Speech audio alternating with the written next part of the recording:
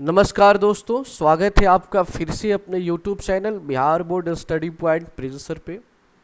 जैसा कि मैंने आपको कल की क्लास में एक बात बताई थी कि क्रिया समाप्त नहीं हुआ है, अभी क्रिया है।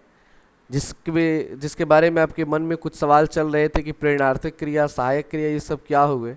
तो आज की क्लास में मैं वही सब लेकर आया हूँ। उसका क्रिया का ये दूसरा पार्ट है और टॉपिक नंबर 16 है, क्रिया ही है। मतलब आपको ये नहीं सोचना है कि क्रिया का 15 नंबर टॉपिक था, लेकिन टॉपिक नंबर 16 भी क्रिया ही होगा। लेकिन जैसा कि मैंने आपको थंबनेल में बता दिया है कि क्रिया के प्रकार और पार्ट 2 भी मैंने वहाँ पे लिख दिया था क्रिया का ही।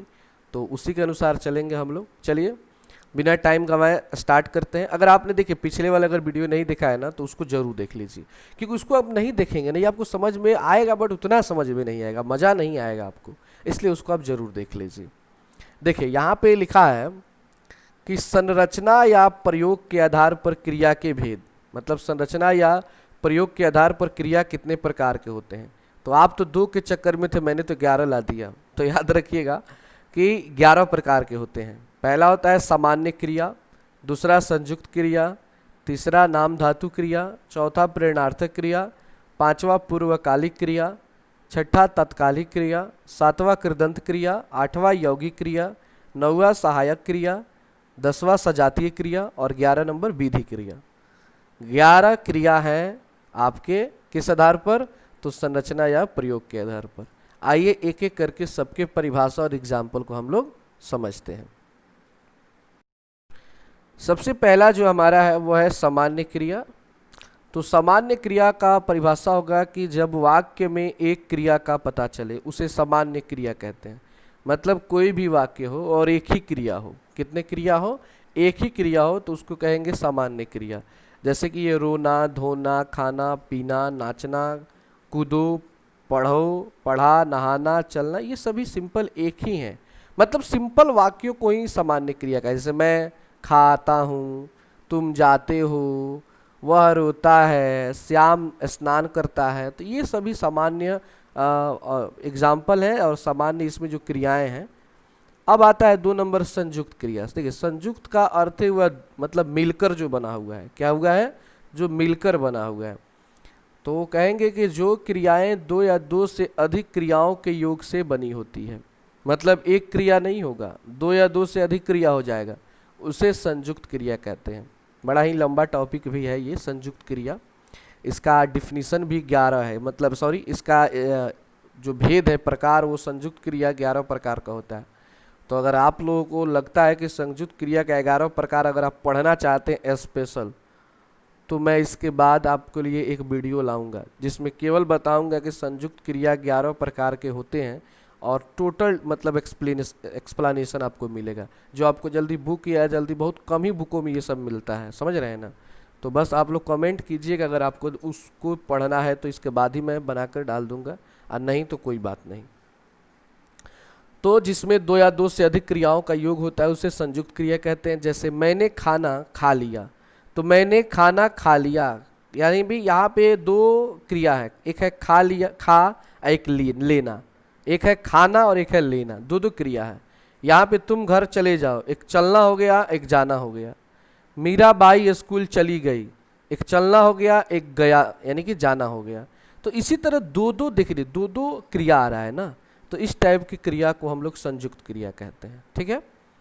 अब आता है इसका 3 नंबर,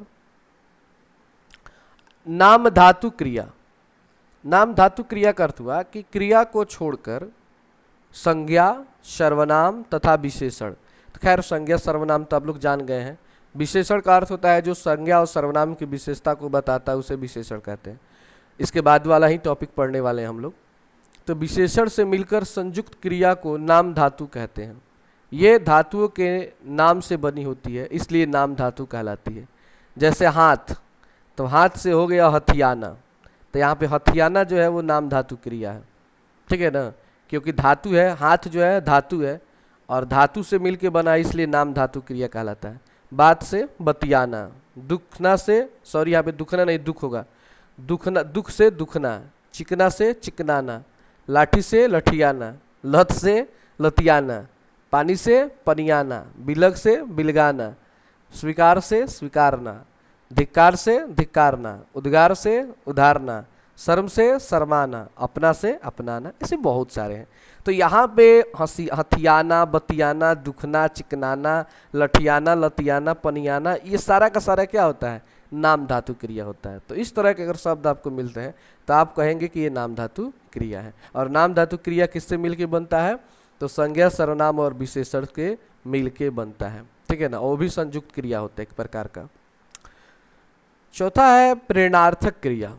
बड़ा इंपॉर्टेंट है, बड़ा लोग इसको मतलब जानना चाहते हैं।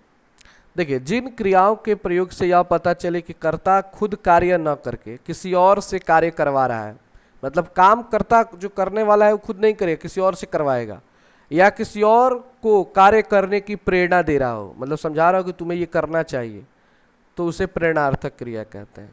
जैसे कटवाना, मैं पेड़ कटवा रहा हूं, तो क्या मैं जो है यहाँ पे कर्ता है, वो खुद काम कर रहा है क्या? यहाँ पे नहीं, वो खुद काम नहीं कर रहा है, वो किसी और से करवा रहा है।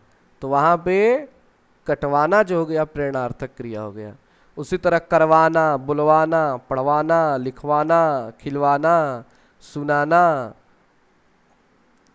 इसी तरह पिलवाता, पिलवाती, पिलवाना, मतलब पानी में जो पिलवाया जाता है। एग्जाम्पल भी है कि मालिक नौकर से कार साफ करवाता है। तो मालिक है कर्ता, क्या वो खुद काम कर रहा है? नहीं कर रहा है, वो नौकर से करवा रहा है। तो यहाँ पे करवाता जो है वो प्रेरणार्थक क्रिया होगा। अध्यापक बच्चे से पाठ पढ़वाता है, जो टीचर है वो खुद नहीं पढ़ रहे हैं बल्कि बच्चों से पढ़वा रहे हैं। तो यहाँ पे आप प्रेरणा दे रहे हैं कि नहीं तुम्हें किताब पढ़ना है, दूसरे से कार्य करवा रहे हैं। समझ रहे हैं ना बात को? मैंने राधा से पत्र लिखवाया, तो मैंने खुद पत्र नहीं लिखा, मैंने राधा से पत्र लिखवाया।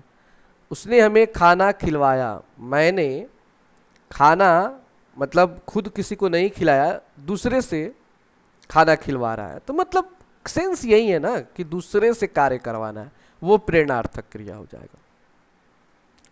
अब प्रेरणार्थक क्रिया के कुछ प्रेरक हैं। तो प्रेरणार्थक क्रिया के प्रेरक होते हैं दो, एक होता है प्रेरक कर्ता और एक होता है प्रेरित कर्ता। दोनों में क्या डिफरेंस है तो समझते हैं इसके परिभाषा से। प्रेरक कर्ता का अर्थ हुआ कि जो किसी और को प्रेरणा प्रदान करता है या प्रेरणा देता है, उसे प्रेरक कर्ता कहते हैं। मतलब कि मैं आपको, जैसे एक शिक्षक है, मैं आपको पढ़ा रहा हूँ, मैं आपको प्रेरित कर रहा हूँ कि आपको पढ़ना चाहिए, ये करना चाहिए, तब आप जीवन में सफल होंगे। तो मैं प्रेरक करता हूँ और आप प्रेरणा ले रहे हैं, मुझसे प्रेरणा ले रहे हैं, तो आप हैं प्रेरित करता। जो किसी और से प्रेरणा लेता है उसे प्रेरित करता कहते हैं, और जो देता है वो प्रेरक करता है। देखिए दोनों में अंतर क्या है? देने वाला प्रेरक है और लेने वाला प्रेरित है। यहाँ पे क है, यहाँ पे तो है, बस इतना ही का अंतर है। जैसे मालिक, अध्यापिका, ये दूसरे को कहते हैं करने के लिए, और प्रेरित कौन होते हैं? मालिक नौकर को कहता है, वो प्रेरित होता है करना है मुझे। अध्यापिका छात्र को प्रेरित करते हैं कि तुम्हें पढ़ना है। समझ में आ गया ना बात? तो प्रेरित करता और प्रेरक करता, दोनों में क्या अंतर है? हाँ, प्रेरणार्थक क्रिया के कुछ रूप हैं, उनको आप लोग जान लीजिए। इसके दो रूप हैं। पहला है प्रथम प्रेरणार्थक क्रिया और दूसरा है द्वितीय प्रेरणार्थक क्रिया।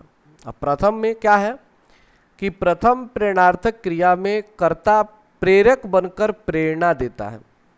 प्रथम प्रेरणार्थक क्रिया में कर्ता जो है प्रेरक बनकर उसको प्रेरणा देता है, उसे प्रथम प्रेरणार्थक क्रिया कहते हैं। ये सभी क्रियाएं सकर्मक होती हैं। जैसे माँ परिवार के लिए भोजन बनाती है, माँ परिवार के लिए भोजन बनाती है, यानी कि प्रेरक खुद प्रेरणा दे रहा है, यानी कि माँ जो है वो स्वयं अपने परिवार के लिए ही काम कर रही है। तो ये आपका हो जाएगा प्रथम प्रेरणार्थक क्रिया, भोजन बनाना। जोकर सर्कस में खेल दिखाता है, जोकर को दिखाता है लेकिन खुद दिखाता है, वो किसी और से नहीं करवा रहा है। और द्वितीय प्रेरणार्थक क्रिया की, द्वितीय प्रेरणार्थक क्रिया में कर्ता खुद दूसरे को काम करने की प्रेरणा देता है। इसमें तो खुद कर्ता प्रेरणा बनकर काम करता है, लेकिन यहाँ पे प्रेरणा आपको देकर के आपसे ही करवाएगा, वो द्वितीय प्रेरणार्थक क्रिया कहलाएगा।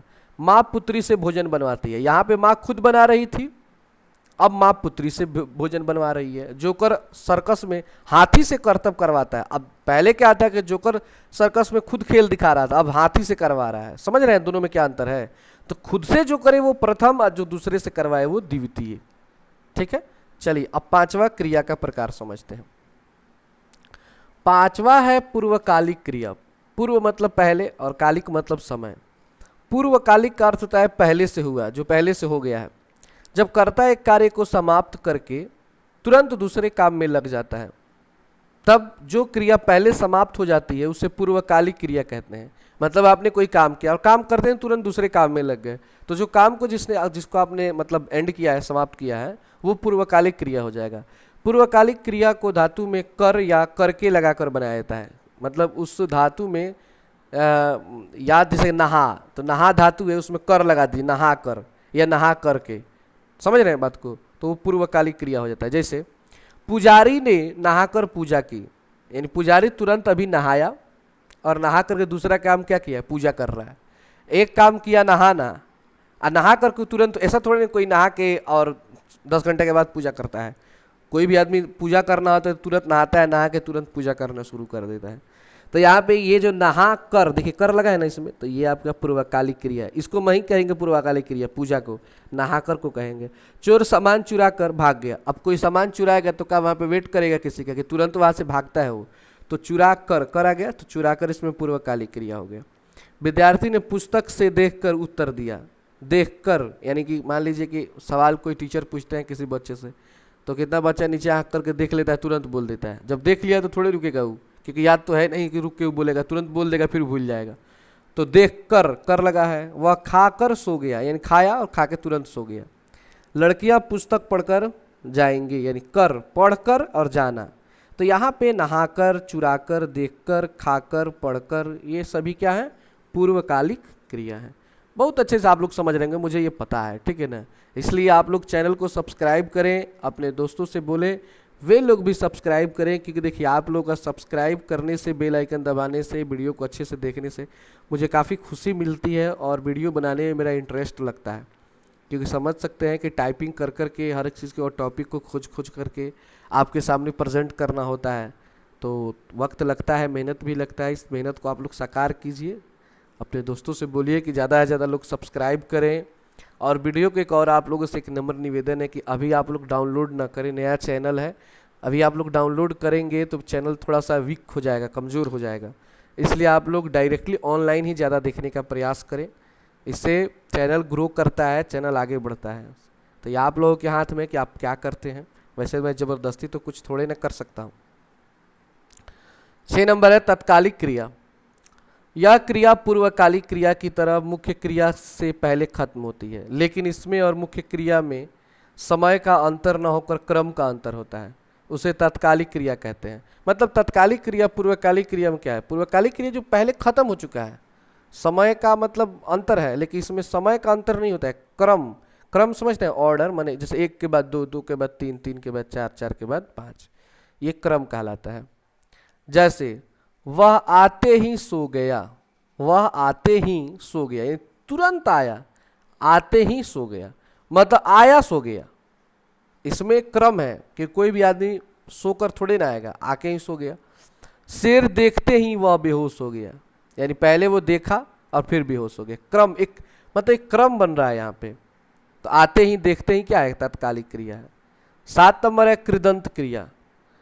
कृत प्रत्ययों को जोड़कर जो क्रिया बनाई जाती है उसे कृदंत क्रिया कहते हैं। देखिए अब आप प्रत्यय जब पढ़ेंगे तो उसमें आएगा कृत प्रत्यय या कृदंत प्रत्यय, तो वहाँ भी समझ में आएगा ये क्या होता है। फिलहाल यहीं पे समझिए प्रत्यय जो लास्ट में आके जुड़ जाता है। जैसे कि चल, चल में ता जुड़ गया तो चलता, भाग में ता जुड़ गया तो भागता, तो चलता, भागता, दौड़ता, हंसता, जिसके लास्ट में ता आ गया तो समझिए कृदंत क्रिया है वो।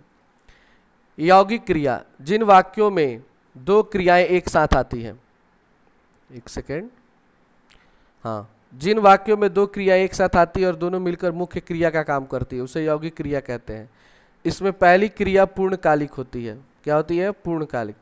वह सामान रख कर गया, वह सामान रख कर गया, यानी उसने सामान रख दिया, उसने अपना काम पूरा कर दिया।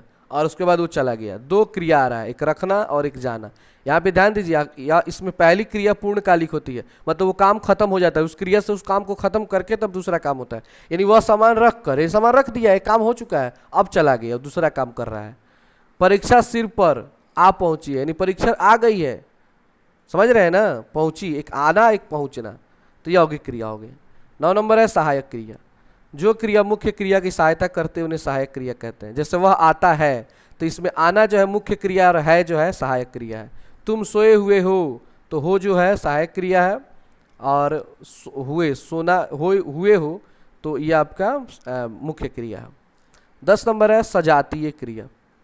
जब कुछ अकर्मक और सकर्मक क्रियाओं के साथ उनके धातु की बनी भाववाचक संज्ञा के प्रयोग को ही सजातीय क्रिया कहते हैं। मतलब कि कुछ अकर्मक क्रियाएं चाहे सकर्मक क्रियाएं, तो उनके धातु से जो भाववाचक संज्ञा याद आ रहा है आप लोगों को, जो क्रिया का भेद है, तो भाववाचक संज्ञा का प्रयोग ही सजातीय क्रिया कहलाता है। जैसे अच्छा खेल खेल रहे हो, एक भावना दिखाई जा रही है यहाँ पे, हाँ हाँ तुम बहुत अच्छा खेल खेल रहे हो।